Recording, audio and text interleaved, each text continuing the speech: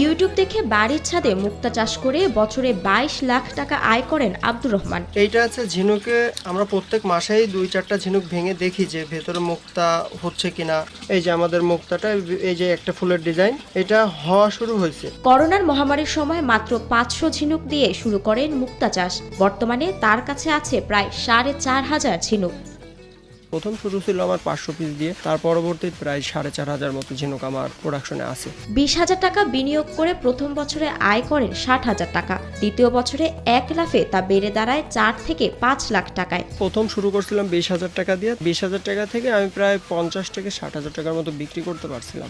পরবর্তীতে আছে 3 লক্ষ টাকা 4 লক্ষ টাকার মতন আমার হয়েছিল।